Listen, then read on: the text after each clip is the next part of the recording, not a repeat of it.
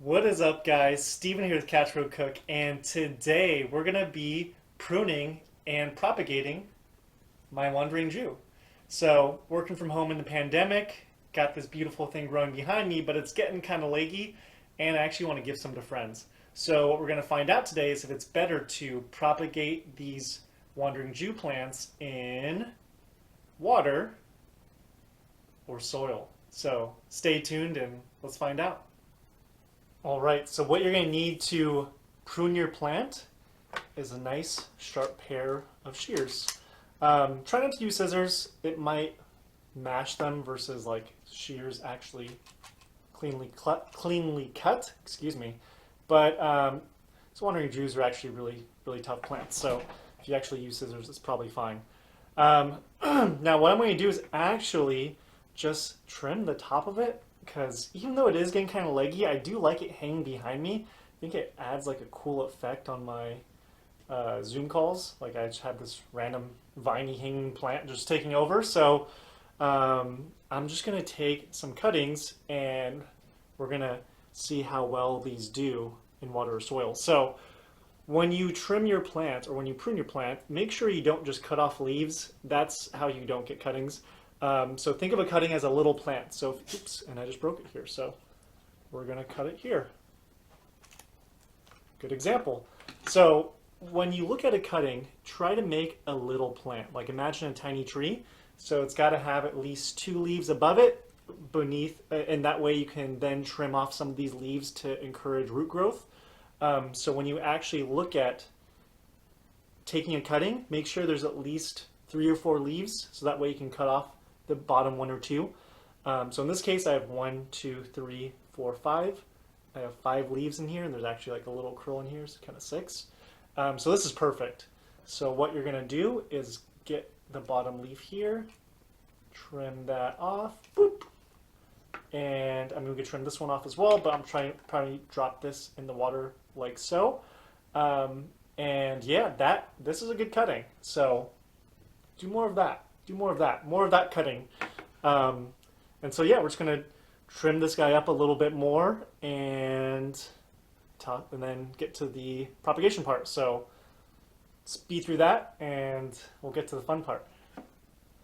Okay, so I have my cuttings. There's a bunch over here.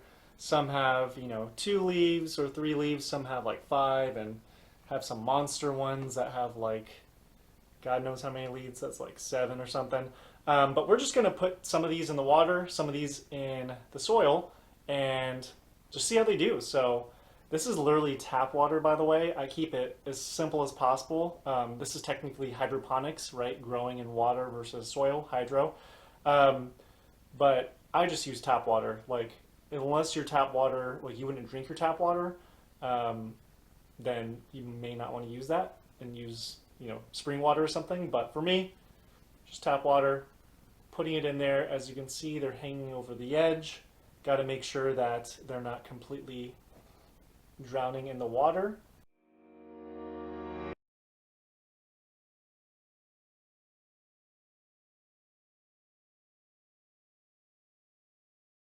Let me move this to the side so you can see me. All right, so I'll bring in the camera close so you can actually see how the cuttings look, but place it in water, place it in soil. Gonna put water on the soil and just set it. Actually, I'll set it up here on the shelf next to the big wandering Jew, so that way they just grow next to their parent, and we'll see how they do. All right, so you can see that the wandering Jews are above me, and now the hardest part is just to wait.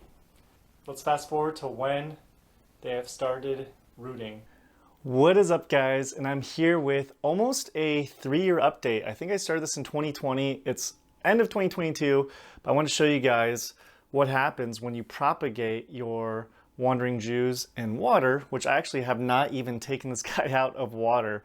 So he's actually still living with just tap water, have not put any nutrients in here. You can see he's a little sad, so he probably would like soil to get some more nutrients, but you can see the roots on that guy. It's huge. You can see that murkiness here. Let me pull it out. But no, these things have propagated super well, and I just gotten lazy. And so, yeah, look at the roots on those things. They're huge. They're super long.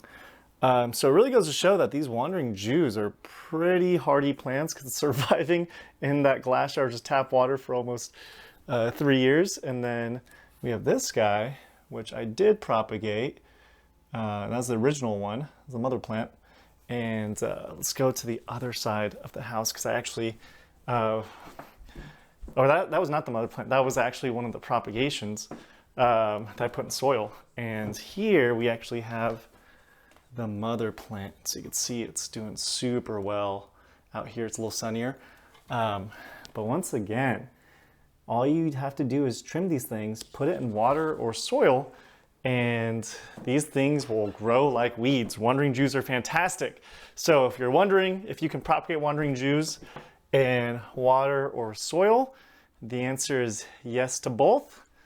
Although I think the soil one does better just because there's nutrients in the soil versus the water, which I think if you do get roots, put it in soil. But either way, you'll have a lovely wandering Jew plant and all its propagations, so you can give it to friends and family.